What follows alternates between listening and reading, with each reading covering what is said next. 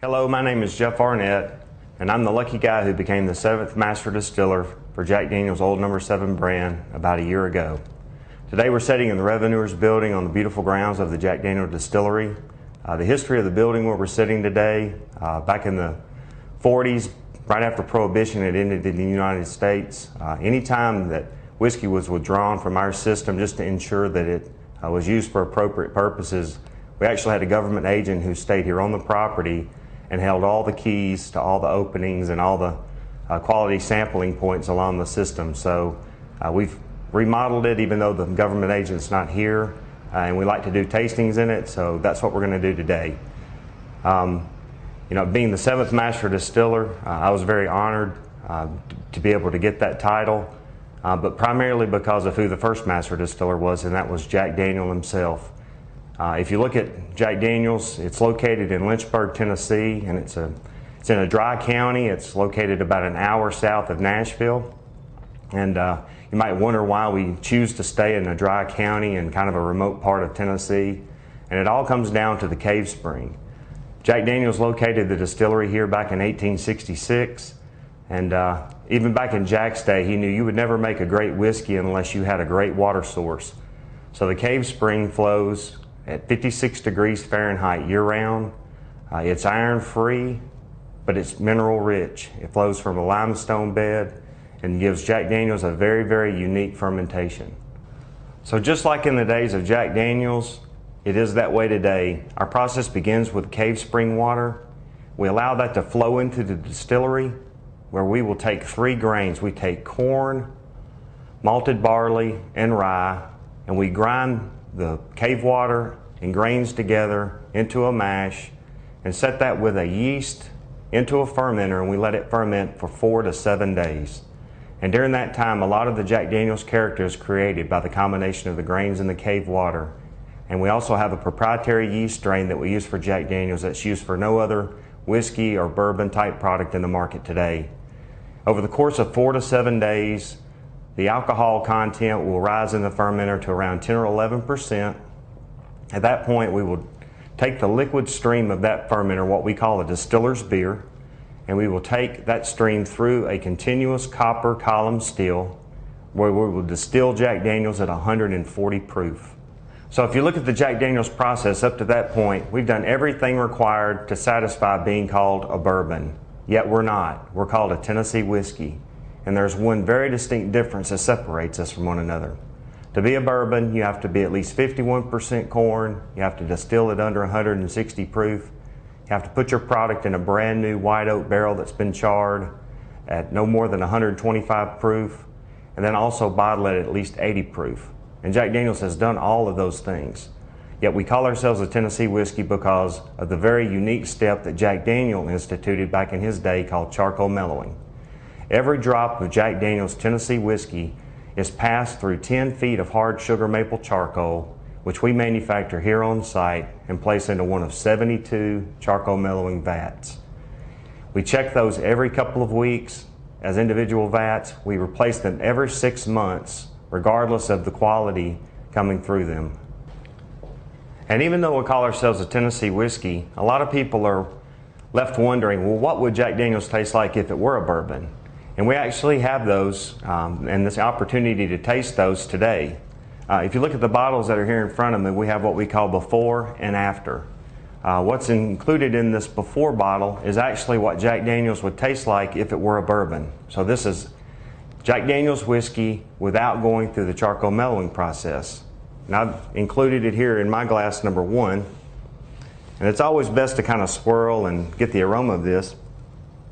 And the most obvious thing that you can smell on it is that it's very, very grainy. It has a very distinct corn aroma associated with it. And if you put just a little bit on the tip of the tongue,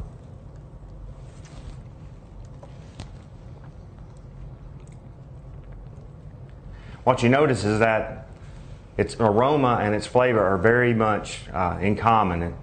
The corny, grainy edge that you can smell in it also comes off in flavor. It has very similar aftertaste that you would associate with maybe if you'd eaten a corn chip. But it's also very heavy and oily. So if Jack Daniel's were a bourbon, basically what is in glass number 1 or in the bottle here with the white label, we would be called Jack Daniel's bourbon if we put that product in the barrel. But we don't. We go through 10 feet of hard sugar maple charcoal, a process that takes the better part of a week to accomplish, and each drop of whiskey has to make it through 10 feet of charcoal before it can be put in the barrel. And that absolutely changes the flavor of the product. The aroma and the flavor are both changed. It doesn't add any color, and it really doesn't add any flavoring, but it alters the flavor by the things that it can absorb into itself, because a charcoal mellowing vat should be thought of as if it were a large sponge. A lot of people like to charcoal filter water, believing that it will make the water taste better, but it's simply because of things that it can take out of the water to make you get a more pure experience and flavor from that water.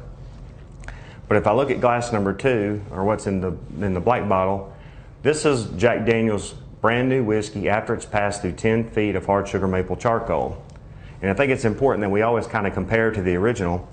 If I go back to glass number 1, that heavy, grainy, corny aroma that comes off from it, and I move to glass number 2, it's the most obvious thing that you sense is that your nose doesn't work.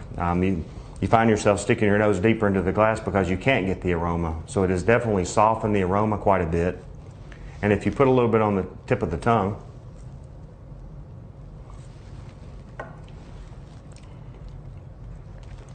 the oiliness or the heaviness that it had on the tongue has been removed.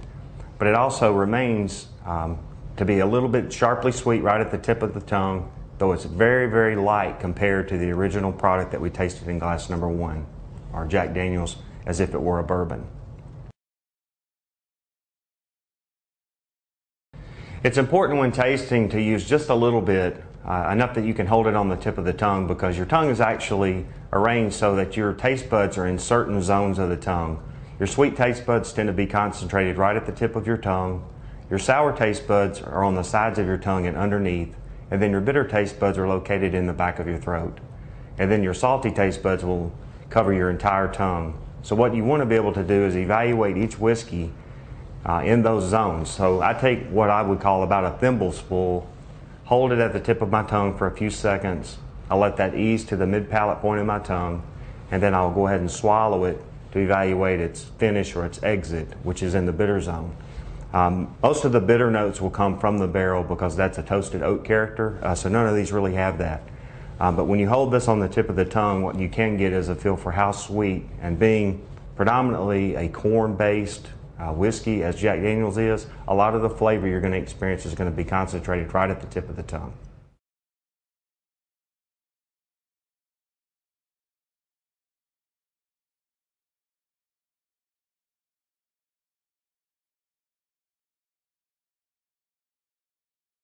So after we get through making Jack Daniel's Tennessee whiskey and getting every drop of it through 10 feet of hard sugar maple charcoal, every drop of Jack Daniel's Tennessee whiskey has to go into a brand new white oak barrel that has been charred, and then go into one of our warehouses located here in Lynchburg, where today we have 77 warehouses, 1.7 million barrels in storage.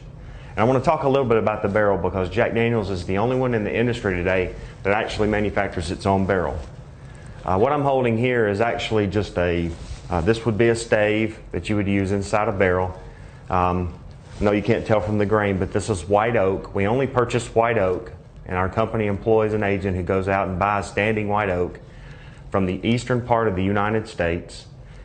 And all that oak is quarter sawn into heading material and into rough staves. It's delivered into Louisville, Kentucky, where it's going to be fashioned into a Jack Daniel's barrel.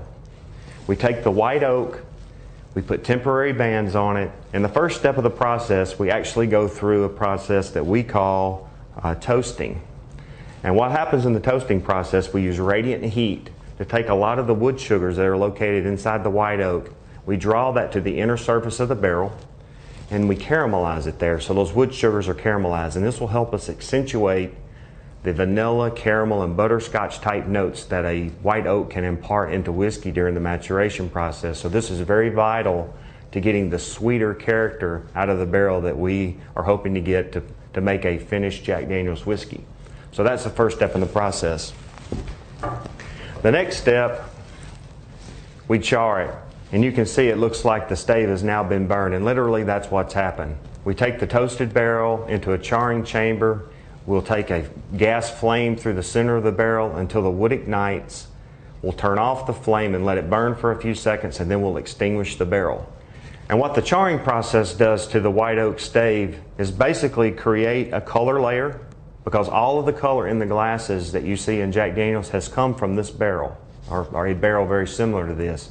And it also creates the toasted oak character that will comprise the finish of Jack Daniel's when you're done. It's kind of the nice warm ending that you get when you're a bourbon or a Tennessee whiskey type product where you've been matured in a brand new barrel. And once the whiskey is in the barrel and in one of our warehouses, being located in Lynchburg, Tennessee, where we are, we see dramatic temperature changes from winter to summer. And when the whiskey gets warm inside the barrel, it tends to expand. What that will do is it will force the whiskey into the barrel wood. And if you look at the stave, you'll actually see a dark line running down this edge. You can see it here as well. What this is the soak line. So the whiskey more than just interacts with just the inner surface of the wood. You can see it soaks its way into the wood. It does that every summer. And then in the winter, that whiskey will contract and pull back out of the wood. And each year, Mother Nature kind of creates a cycling process where the whiskey moves in and out of the barrel to obtain the flavors and the colors that we're hoping to make a finished Jack Daniel's product. And Jack Daniel's being a Tennessee whiskey, we only use a barrel one time. And a lot of people wonder why we would do something like that. My best analogy for how to think of a barrel to us is think about making tea and how you use a tea bag. The first time you use a tea bag, you get a lot of flavor and you get a lot of color from it, and it doesn't necessarily take you that long to get it. And even though you can reuse a tea bag, it takes a long time to get any flavor or color out of it, and you simply never get the second time what you got the first time. So just for quality control, for consistency's sake, we can only use the barrel one time, and primarily the barrels that we sell into the market will go into the Scotch industry. So after the whiskey has been in one of our own white oak barrels and in one of our warehouses for some number of years, we will begin to sample the whiskey to determine its maturation. And each product that Jack Daniel's makes has different maturation points associated with it. So a big part of my job as Master Distiller is heading up the Master Tasters panel, where we go through the evaluation process and decide what whiskey is mature and ready to be bottled, and if it is ready to be bottled, which family member should it be placed into.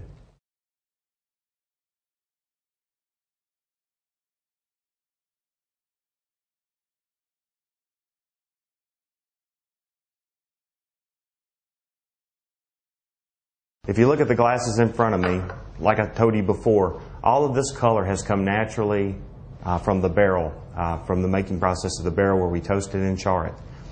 And when you enter into the Jack Daniel's family brands, I always like to start people off with Gentleman Jack. Gentleman Jack is the only whiskey that Jack Daniel's makes that's charcoal mellowed twice. Every whiskey that you see here gets charcoal mellowed at least once, and that's when it's a new whiskey and before it's matured. With Gentleman Jack, after it's been matured in the barrel, we'll bring it back to the distillery and we'll basically go back through charcoal again.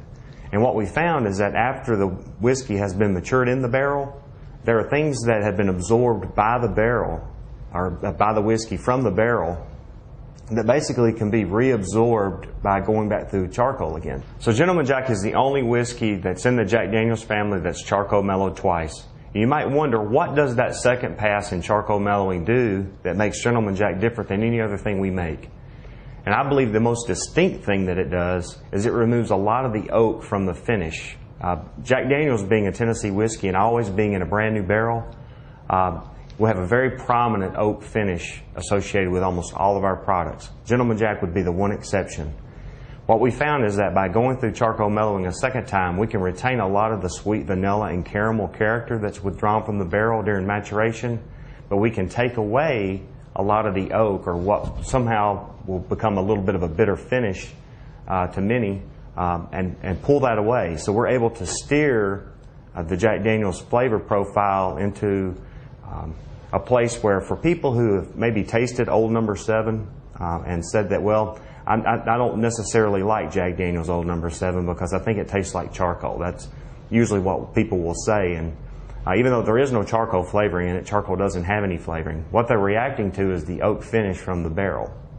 So when we sample Gentleman Jack, when you check its nose, the aroma is definitely very distinctly vanilla and caramel, very sweet and light. If we pick it up and just kind of give it a nice swirl, you see it's got a nice lighter, more of a straw, brownish hue than the rest of the Jack Daniel's family. That comes from charcoal mellowing it twice. And if you check its nose, it is distinctly sweet, very much vanilla and caramel in character on the nose.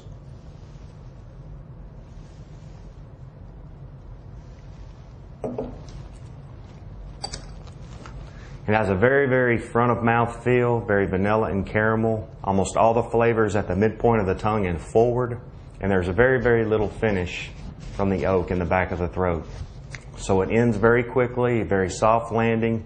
What we have found is that for people who historically drank a clear spirit, Gentleman Jack kind of serves as a nice entry point into brown spirits for them.